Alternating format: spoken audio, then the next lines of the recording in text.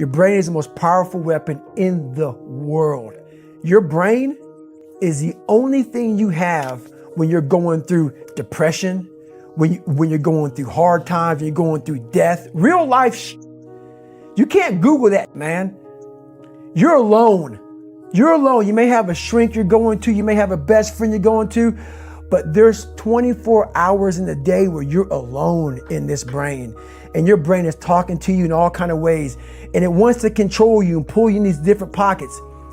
If you can't control your own brain and your brain controls you, you got to tell your brain where you want to go and how you want to go and how you want to get there.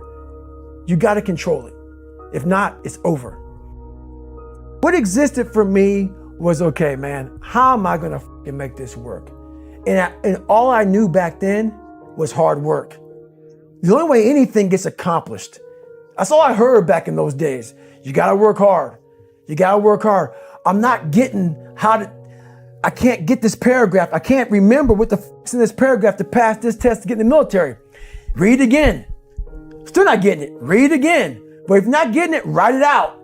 And that's how I started learning. Okay, well, I got to write out everything I do. And then write it out again and write it out again. And guess what happened? I got it. I can't swim. I'm negative buoyant. Go back again. I can't swim. Go back again. Go back again. Go back again. I got it. I realized if I keep going back and going back and going back until the just becomes, your mind will say, okay, we're going to figure it out. Because he is not going to stop. It's not like I'm going to try one more time. No, it's just like alarm clock goes off, boop, we're going back. I can't read right, we're going back. I gave myself no way out, and my mind realized that. They said, okay, we're going to adapt and overcome now. Like a lot of people say, trying hard. Your mind knows, man. It knows this guy's bull. Me, man, this guy's lying. There's no truth behind it. When I was in Navy SEAL training, people go, how were you there for 18 months? The program was only 6 months long. You were in 3 hell weeks in 1 year. No one's ever done that. How did you do that? I talk about the new norm. When I lived in a $7 a month place when I was growing up for a short period of time, I loved it. I didn't know any different. That was my norm. Once we moved out of that place, we moved to a $236 a month place. I was like, I never want to go back to that little piece of shit. But if you go back to that $7 a month place and you realize this is where I live, this is all I got, your mind says, roger that, this is home. So when I was going through Navy SEAL training for 18 months and going back through all the hard parts over and over again, I told myself after the first time, I knew it was gonna be a long journey there.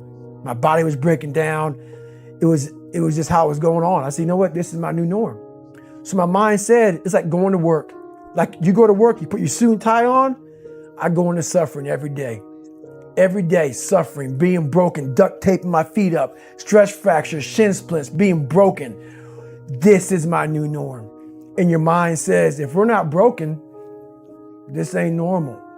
We gotta be broken. So then your mind starts to get tougher and tougher and more callous. People go, how did you run on broken feet? Broken shins. My mind knew this is how we operate. We're in Navy SEAL training. This is what we are. I became hell. And that became my new norm. I gave myself no way out. There was nothing outside these walls of hell. Nothing. I loved God, but for a short period of time, I became the devil because that was hell. I became the boss, the owner, the CEO of Navy SEAL training. That was my mindset. And that's how you get through things. You immerse yourself in wherever it is, and you become that. You become that and give yourself no way out.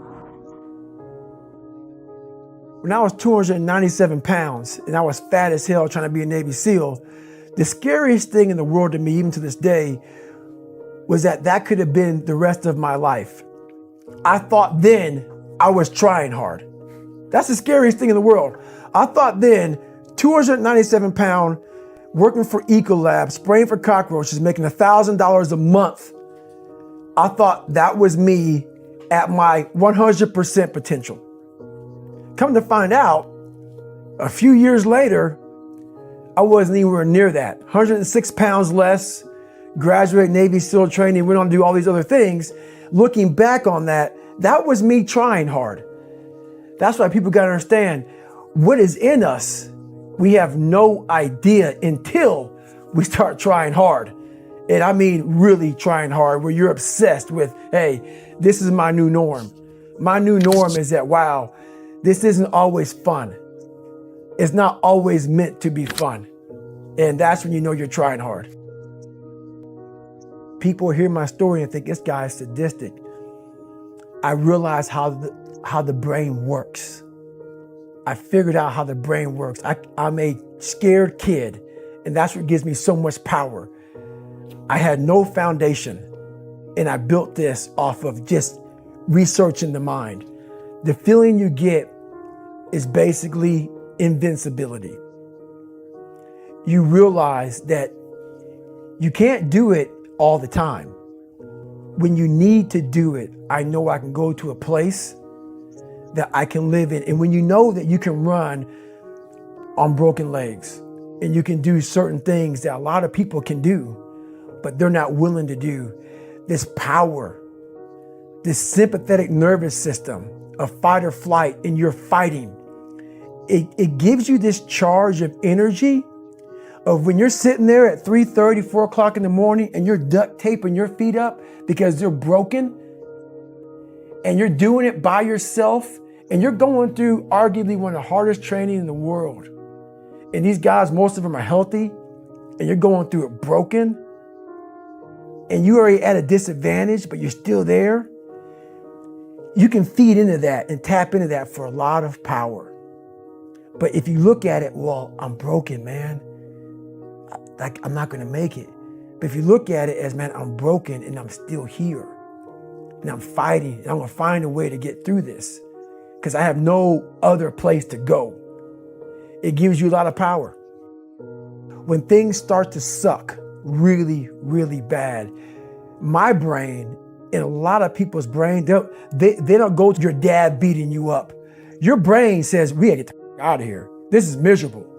So anger goes away a lot of times when you're suffering, because your brain just says, we gotta run, we gotta go.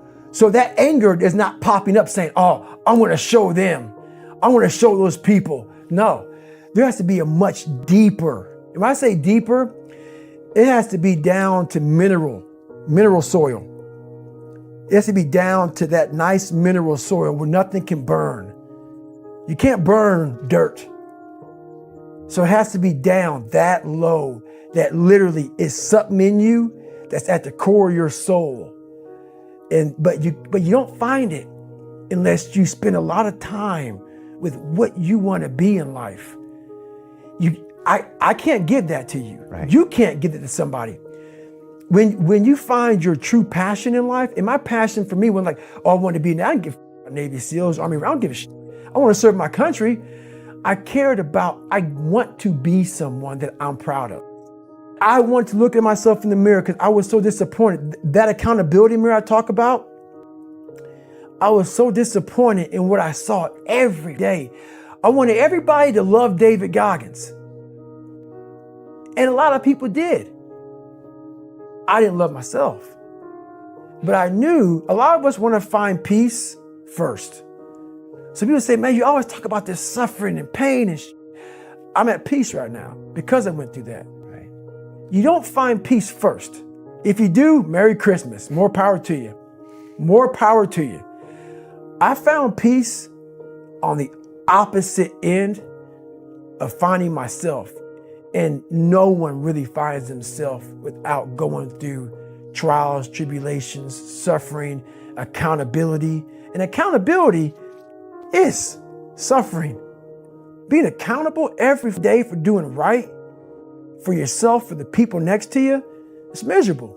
It's hard. So, even the smallest details.